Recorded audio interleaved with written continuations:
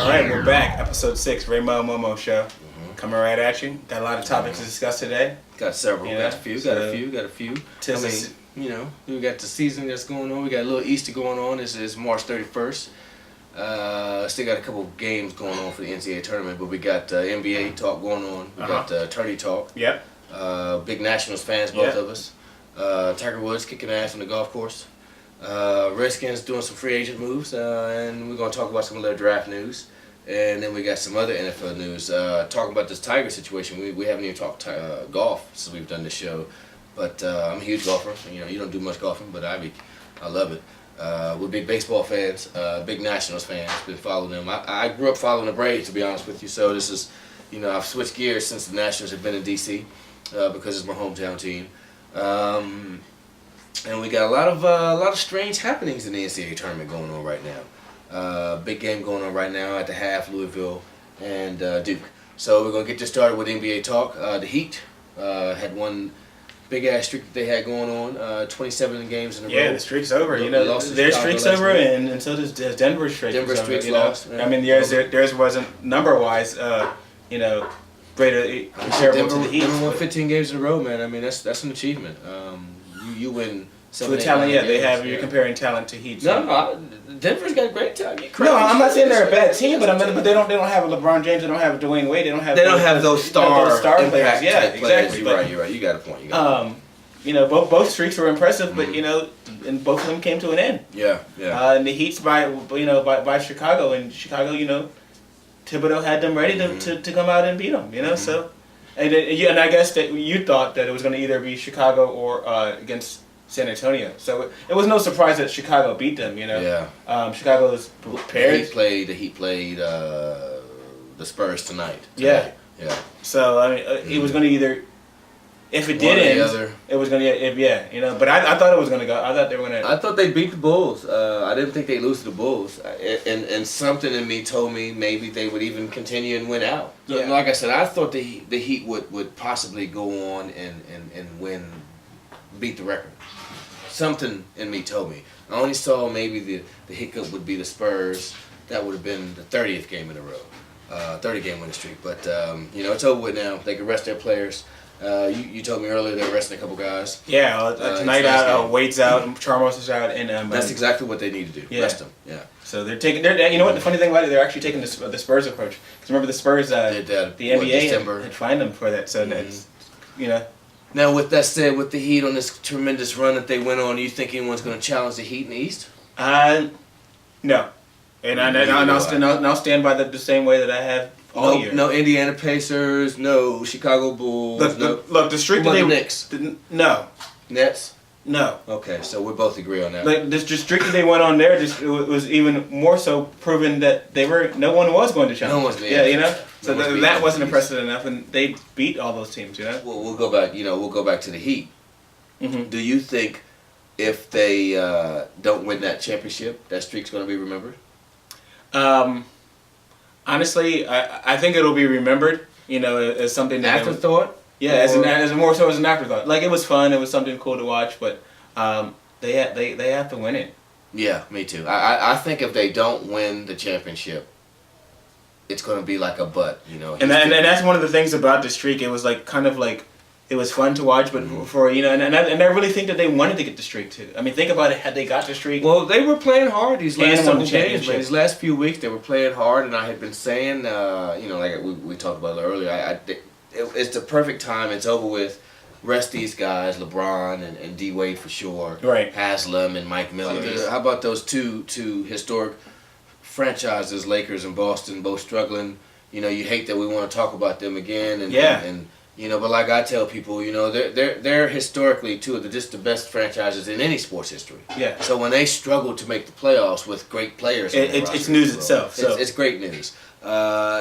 A couple weeks ago, 2 shows ago, I said the Lakers would win or wouldn't make it. Last show, I said they'd make it to the 6th spot. I think I may be wrong, which is not a problem to me. But I think they may squeak in at 8, maybe. But Dallas is coming on strong. What do you think about? I think the Lakers will barely get the 8th spot. You know, they're squeaking in. It's just I mean, you look at the factors. It's inconsistency. You know, Paul Gasol's injury. World Peace is out. Yeah, he's out. Dwight Howard, we don't know if we're going to get a 2010 game from him. You know, Meta World Peace going out for them is a tough one. That he's their defensive guy that takes the defensive pressure off of Kobe Bryant, so that's going to be a tough one for them. What about Boston? They've been kind of they handled the Rondo situation well. They righted the ship, and then now they've kind of backed up a little bit. But yeah, now Garnett's out for a while too as well. You know, so I see both teams making it. But barely. But barely. Yeah. And how far they go, that will be determined, or that's for another show to go, you know. And more inconsistencies towards the Lakers side. But yeah. Now, do you think with Oklahoma City trading James Harden, you know, I believe they'll win the finals, to be perfectly honest. I believe they'll beat the Heat. They'll get back. It'll be a rematch. And I think even though they traded Harden, I think it was the right thing to do. He thinks and probably feels like he could get top tier money. And he's playing well, you know. Yeah, he's playing great. He's playing very well. You just can't do that on a team with the two guys that's already been paid. Yeah. You know, so and I think that because his position, you really can't define it yourself. You know. No, you can define it. He's a point guard to me. Yeah. To me, he can do other things, but because of his distribution of the ball, to me, he's a point guard. I know he's scoring for Houston. But in my eyes, he's a point guard. Now we're going to switch gears, move on into NCAA tournament talk. We got a lot of madness going on right now. That's why they call it that. March Madness is kicking in full swing. Bracket-wise, I mean, look, man, I looked up. Toss it out the window, you know. Everyone. I mean, not just us. Everyone has had to. Look, I did research, Momo. Tell us what you got. And ESPN, folks, you can get out there and do that. And I just wanted to see how all of these obscure schools winning and knocking people out, how it affected the brackets. I just want to see if there are any perfect brackets out there. ESPN last year. Are there any perfect brackets out there? No, not per ESPN. Okay. And they have over 8 million brackets that were submitted this year. 26% increase over last year where they had 6.45 million. But zero perfect brackets in the ESPN, which is rarity for them because they usually have a few of them. Yeah. At least one or two. Uh-huh. But some of the bigger upsets that they had going on, I mean, no one really knew or heard of who the hell Florida Gulf Coast was. I'm one of the. I still don't know. You know. I checked on Google Maps and that didn't work. Look, I don't even know if it's Port Myers, Port St. Lucie, Gulf Coast, wherever the hell it's at. But only 1%, 1% per this report for ESPN Media Zone. Only 1% of bracketologist people. Out of the how many? Out of the 8.15 million. Okay. 1%. What is that? 800,000? 8,000? About 8,000? 800? 8,000. Yeah. I think it's 8,000. And I think there's probably less. Whatever the decimal is on that. There's less students that probably go to that school than Then only 1% chose Florida Gulf Coast to get to the Sweet 16. Right. I mean, respectively, only 1.3% chose LaSalle, but 1% only chose Florida Gulf Coast. Here's another one. 3.3% of the people, bracket people who chose. Yeah. How many had them beating Georgetown? What's it? That was 2%. Okay, 2.3% of that the was folks. the more important number because Georgetown they looked like they were ready to make a Sweet 16 run, you know, as well. At least a Sweet 16 at run least for a Sweet sure. 16. Yeah. Only 2.3% of the people who did a bracket of the 8.15 million chose Florida Gulf Coast to upset Georgetown. Actually, Georgetown was picked to go to the Elite Eight. In 49.3% of the brackets, and to the Final Four, 23.5% of the brackets. Okay. One of the other more famous personality type folks, if you will, famous personality, president of the free world, President Barack Obama. He's one of the 6.1% of the folks who correctly picked LaSalle over Kansas State. What? I don't know how he got that one right. But he's one of the 6%. Yeah, he must have some inside sources on that. Or yeah, I don't know how he got that one right. Secret Service guys. LaSalle. Yeah. Over Kansas State, which I'm not a Kansas State guy. I think they're overrated anyway. But he picked LaSalle over Kansas State. That's pretty good for President. I'm pretty sure. Well, he knows basketball. He knows so. Well, yeah, he knows basketball, but the rest of his Final Four is some shit. Yeah. Ohio State lost. Indiana lost. Yeah. And if Florida and Louisville actually could get out today, then he would be asked out. Yeah. He had Indiana winning the whole thing, right? Did he? I think so. Yeah. He's done. Yeah. I'm sorry, B.O. So you know, I'm gonna call you president. So we're gonna go to I don't even think we've hit on our next topic enough when it comes to the Nationals. We don't talk about baseball too often. We've never spoken about baseball, but we're going to go ahead and get into it with the Nationals. We love the Nationals. Opening game is tomorrow. Yeah, get your tickets. We're going. We're going to be there. And tickets there's only standing room available now. So unless you want to get them from Johnny AC hanging out in the corner, then you better find them. Get on right now, StubHub or whatever they call it. Click it and get it. So now I'm gonna let fans know out there for us. I'm gonna get with my inner Negrodamus that I like to do with predicting sports franchises around here, especially when it comes to baseball and football. I've been on the record the last few years picking 70 wins for the Nationals 3 seasons ago, 80 wins 2 seasons ago, 90 wins last year. So what do we got this year? Did me proud and winning 98 last year. Yeah. And I'm gonna say Momo, they're gonna win 100 easy. If there are no crazy injuries, obviously, like that. To Gio and to Steve Strasburg. But Harper, they have to. The team has to not have any crazy injuries. I mean, it's only a 25-man roster. It's not like it's football, right? Where the next man up really can do it. Next man up in baseball is in the minor leagues, and we don't know if he can hit a 90-mile-an-hour fastball or an 85-mile-an-hour curveball. So those are the problems that you have when it comes to baseball and football. But I'm going 100 games, man. Okay, that's fair enough, and I would agree with you on that too as well. Okay. Now, do we have any odds? What are the odds for the Nationals comparison to other teams out there? Oh, I mean Vegas, has them 7-1 odds actually winning the World Series. 7-1. Yeah. Vegas has the Nationals. So if you want to talk about in the grand scheme of things, the Nationals. So I'm not the only one that feel that. No, unless you have some inside connections with Vegas, then. So who are the top 4 odds makers? Well, you got the Nationals, you got the Dodgers, you got the Giants, you got the Reds, and the Reds. Come on, the Dodgers. They just okay. Well, maybe Magic has Giants. I can see the Giants. Yeah. Well, I don't understand why the Giants aren't the prohibitive favorite. Right. Well, I mean, maybe they look at it that that'll be the third time winning in what 3 out of. They would have won 3 out of 4. Yeah. But I mean, they've won 2 out of the last 3 with basically the same formula. They basically have the same team. Yeah. That's what I'm saying. I don't understand how they're not the favorite. They Right. start a little slow. If the Giants were to ever start the season really well, because they're usually a second half team. Yeah. If they were to start the season really well, they would win 105, 110 games. Okay. I mean, they have a great roster. Well, That's what I'm saying. I don't understand that. I mean, but anyway, it's not like they have bad odds, but it is right now. I mean, the Nationals have the best odds, and this is according to Vegas, So I expect big things from Strasburg. I expect big things from Bryce Harper. What do you think about the bullpen? You feel like there's going to be any issues with bringing in Soriano to help out, close the deal? I mean, they had to, Let's just be real, that's one of the things that if you remember back to the playoffs, it's to Clippard and Storin. Do you think the youth was the problem and it showed itself in that playoffs? Yeah, the youth showed itself as well. I mean, and now that a lot of these players in their sophomore year or them as a team, I think they're ready. They're hungry. They're not just. We're not just there just to be the the NL East. We're there to win the whole thing, and I think the players have that mindset. Davey Johnson's last year too as well. So it'd be great to send them out. They're set up and ready. Heads rolling. So I love the addition of Soriano though. I think it's going to do wonders for that bullpen, and for him just as a person. But now I believe Washington's going to win the World Series. I don't know who they're going to play, but that's my thing. So we said it first. I believe they're going to win the World Series. It's going to be amazing. I don't think they've won the World Series since. We'll get back to you. Right.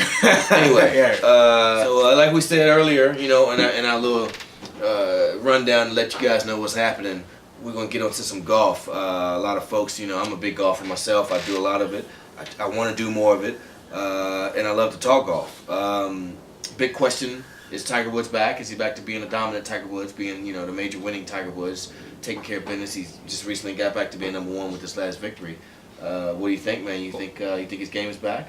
Well, I mean, number 1, I mean, it says he's back, but for me to say he's back, I would have to like to see him win another major. 2008 was the last time, and then got the Masters coming up. Augusta. So he loves Augusta. He hadn't won Augusta since 2005. Yeah. So I mean, I would definitely that's when I would say he was back too as well. Yeah. You want to compare it to even when Serena Williams was number one for a while too, and then when she finally got back, started winning the majors. That's when and then now he's injury free. He's injury free, and it seems like he's in a right mental state of mind. So to have a mentally stable Tiger Woods and a physically stable Tiger Woods, it's a dangerous Tiger Woods for the PGA Tour. So I think I've been pretty hard on him since everything went down a few years ago. I lost $100, Joe. That's all for you on a bet saying that he'd never win a tournament.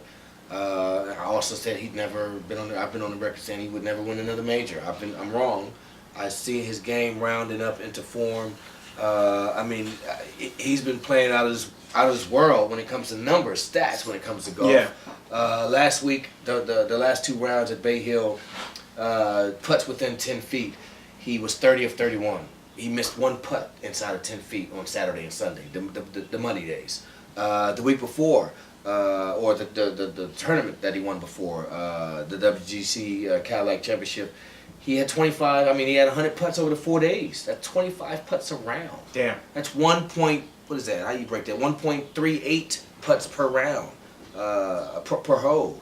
That's what Tiger Woods does. He doesn't hit it as long as he used to hit it as long in terms of driving average. He's still 290 plus. But if Tiger Woods is going to be in the fairway and if he's going to be hitting putts, that's all then it's over. Because he's the most mentally smart, yes, or strong of these guys. Rory McIlroy's having problems right now. He walked off the course a few weeks ago because he was bitching about a damn toothache. Come on, my man. Tiger Woods won a tournament on a broken leg. Yeah. Did you hear that? Yeah. And you're bitching about a toothache. Mm-hmm. Tiger won on a broken leg. Yeah. So his mental capacity is obviously higher than these guys. The kid, I keep calling him a kid because he's younger than me, but. I'm going to go ahead and go on and say he's definitely the favorite to win the Masters. I think he will start to dominate this year, next year. If he's going to start doing that, do you think he's going to be he can catch have Snead? Yes, I think he'll pass. He's 5 behind Snead. Interesting tidbits of notes that we looked up. Sam Snead earned his 77th victory, PGA Tour victory at 45. Mm-hmm. Tiger Woods is 38 or 37. Sorry. Yeah. So he's 8 years younger than Snead, accomplished the same goal. Like I said, he's already got 3 wins this season before the Masters. He'll win another 3 or 4 times. He may win 2 or 3 majors this year. Right. So he's going to win several more tournaments this year. I don't see how he won't. Like I said, his swing is back. He's comfortable with his life. And I'm glad to see that, and I'm happy for him. Regardless of, people got to forget these athletes. They're real people too. So they experience go through real life problems. Shit that we all do. So and I'm glad the fact that it's centered around his play as well. It attracts golf fans. I'm pretty sure. If Tiger's doing well, ratings for golf are doing well. The other golfers are making money, so it's always a good thing when Tiger's doing well. So. Yeah. Let's just hope. Not let's just hope, but I think was him being humbled and becoming a regular person, if you will, seen in the media, that you're no different or no better than anybody else. Basically, how he was put to. Yeah. He sees it now. They're out there. They're out there to get him. They're out there to ridicule him, especially if you give them ammunition. Yeah. So I'm pretty sure he's smart enough. He understands that. He's done with that. Now. We're gonna come back to the NFL because, as you know, folks, we always love. This is always NFL for us. We love football. We're gonna talk about the Redskins and the signings that they've made this offseason to try and become a better team. The signings that they can make, right? Because of the financial situation. But they just went out and signed E.J. Biggers, Tampa Bay cornerback, young guy, fast, supposedly inconsistent. It's got the history with Raheem Morris and Bruce Allen. And we also signed Darryl Tapp from Philly. Also was with Seattle. Hybrid defensive end linebacker, can spell Rob Jackson. We know he got suspension for 4 games. But even that, he can fill in, Chris Wilson, he can fill in that. Chris Wilson, I don't think will come back. Right, exactly. So, he can play just about as many snaps, even when all of these guys are on the field at the same time. He's a veteran. It's depth. That's basically what we're going for. Great depth with him. We also just signed Fred Davis is back. Yeah, that's for 1 year. Freddie D's back. So, and that was one of the things that we were we might lose him in free. I didn't want to lose him, along with losing Lorenzo. Right. Didn't really, D'Angelo Hall. Maybe we could bring him back. It'd be homeboy shopping prices. That's right. Yeah. When you come back. Couple 211s. Yeah. Right. But I'm glad we brought back Fred Davis. I think most of it he turned down a little bit more money, about $700,000 from Buffalo. Turned away Jets visit to come back to DC. Well, I mean, look at the teams you just said. I'm just saying. I mean, they signed Kevin Cobb Buffalo. Yes, the good move. Yeah. Okay. Like he had options. Okay. Right. No, anyway, look, I think the loyalty played a bigger part. Of course, I mean, don't just say nigga ain't no option. Yeah, I mean, why would you want to leave? The team that you started with, and then that shows it wasn't just for the money. So you respect that. Look, well, I think more loyalty. Like 2 years ago, he had the suspension. His season was ended with a suspension. Last year, he had the injuries at the end of the season. So really, when you think about it, he really hadn't done much.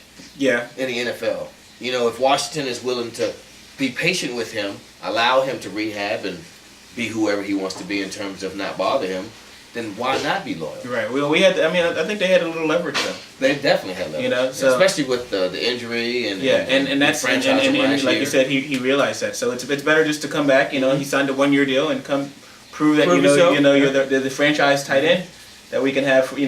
To replace the Cooley that we had for years for so long, and you can be that that weapon that we need.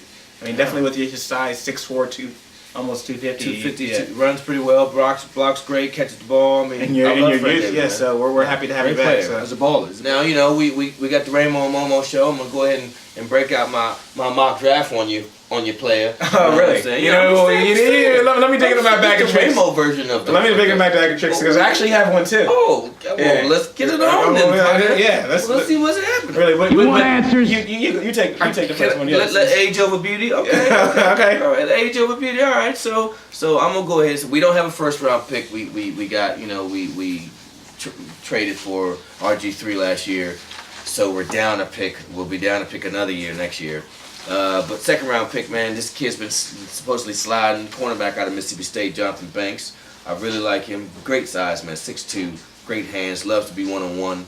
Doesn't mind it. I know he slips. People talk about his speed, but you don't have to be a burner if you're a big corner. You just have to have leverage and know how to play. Jam at the line, right, exactly, things like that. And let's hope he can be coachable. Third round, I would love the safety out of DJ Swearinger. South Carolina. Yeah, South Carolina, exactly. Yeah, South Carolina.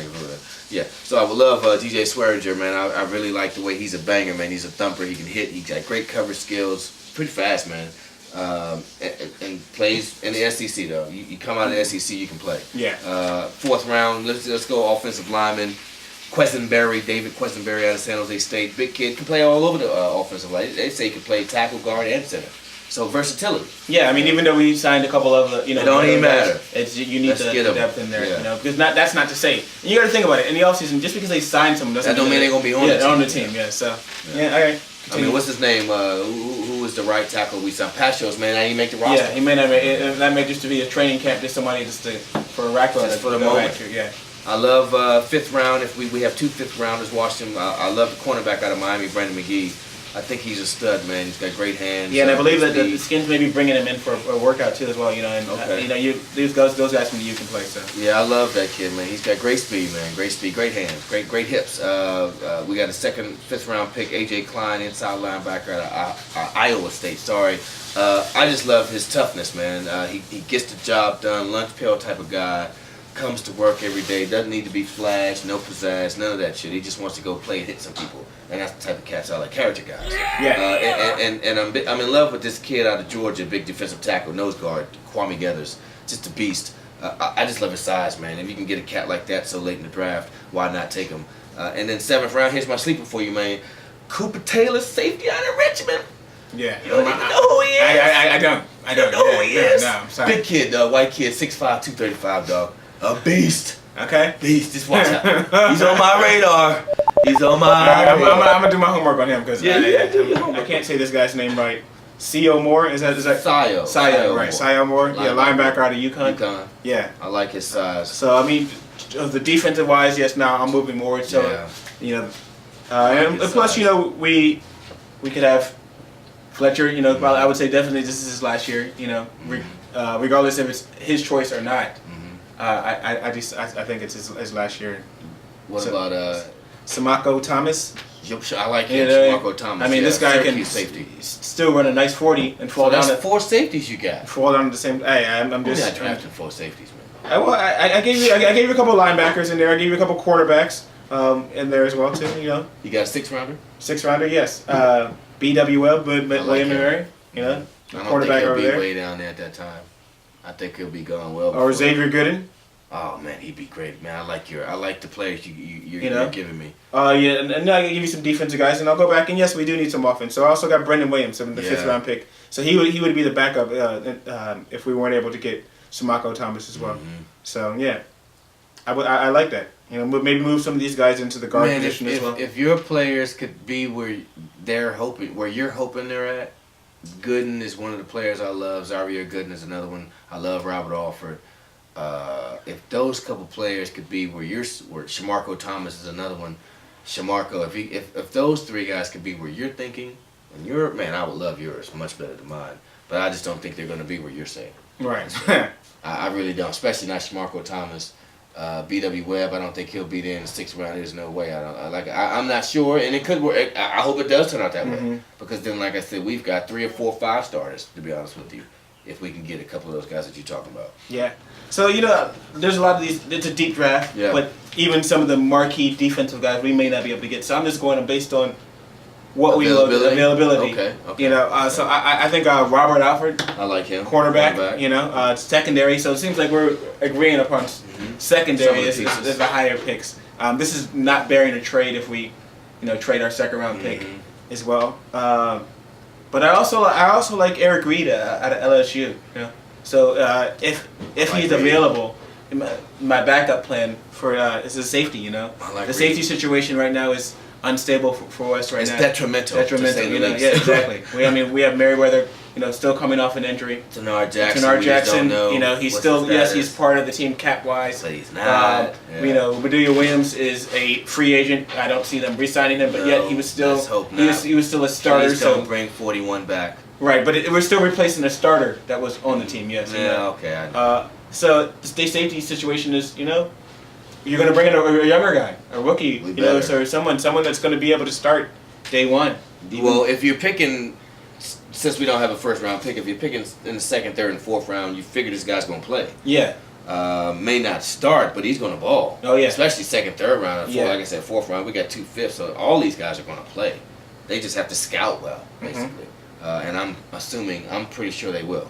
Who else you got in? So would you rather Alford or Reed in the 2nd round? Because you can't get both. I would have Reed. Now, if you might be able to get both if you got Reed in the 2nd round. Maybe Alford would slip to the 3rd round. So my 1A is going to be Alford.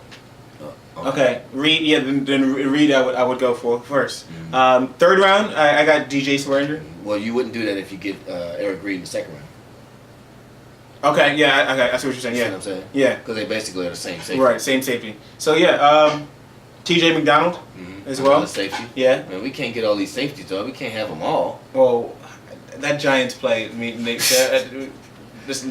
McDonald. I want to load up. We need 2 safeties. We need a starting free safety, and we need a strong safety. Yeah. So we need these 2. Right. You're right. You know. Yeah. All right now.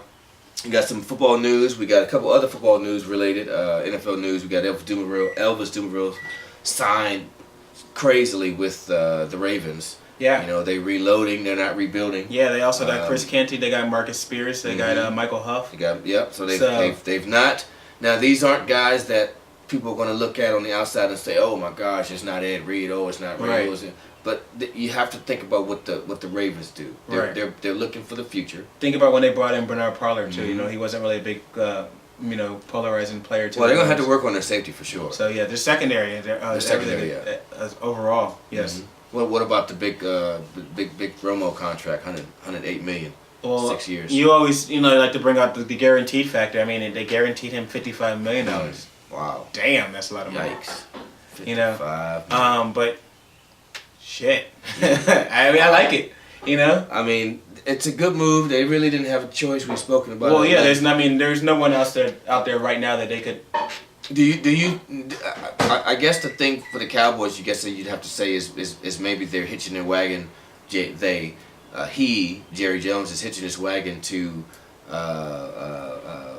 this group of players. You know, all of them have their money now. You know, when you talk about Tony Romo now and DeMarcus Ware and Jason Witten and Miles Austin and what's his name? Ratliff. Ratliff, yeah. You know, you got Brandon Carr. You got what's his name? Doug Free. So all these cats have got their money now, and they got one playoff win collectively. Yeah. So basically, and they're gonna have to deal with Des Bryant's contract, you know, and then coming up soon because I'm pretty sure he's going.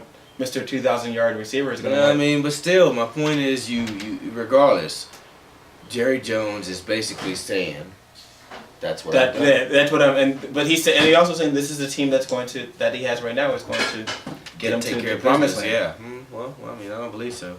You're going to be in 3rd or 4th place in the division, so that's not the promised land, at least not in my mind. Right. Anyway, what about some of these free agents that we still ain't got unsigned? You know, we got what's his name, John Abraham still ain't signed. Dwight Freeney, you got the right tackle Eric Winston. You also got Andre Smith, another right tackle still as well. Hall's not signed. You also have Woodson too as well. You know the safety. I was about to say Bernard Paul. Yeah, Woodson's not Yeah. signed. So. But I mean, like that's the thing about it. Like it's a very deep draft, so maybe some of these teams have. I mean, even Anton Winfield. Yeah. Another one. Yeah. It is a deep draft. A lot of these veteran players who've been, but who've had it to the point where they were comfortable making a lot of money, and it seems like this free agency period has shown these guys that that's not the way it's going to be anymore. Right.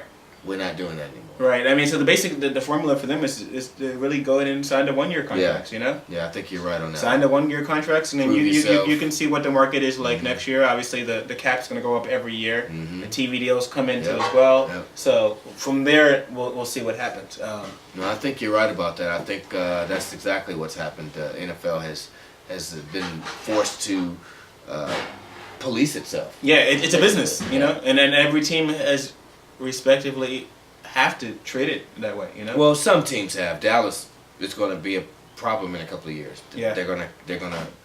Ooh-wee. I can't wait for them to have to rebuild. Yeah, I got a lot of because it don't seem like Jerry Jones understands that you need to reload instead of rebuild, and when you give these cats all this money like this, you're not. And we also talked about when you restructure these contracts, the money doesn't go away. You're just pushing it back. Just pushing it back. You're not going to be absolved of for them.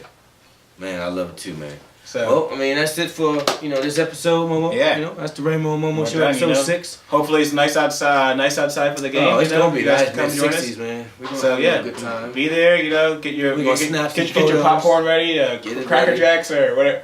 You know, I expect the win over the Marlins. For sure. Yeah, easy. For sure. Easy win. All right, people out there in YouTube land, tune in. We're going to get better with this show. Get this thing going on a little bit better, a lot better, so y'all can follow us a lot better. So get on YouTube, Facebook, Twitter, hit us up, and give us some ideas. We're down. We're game. You know, we'll figure out what's happening out here. All right? Holla.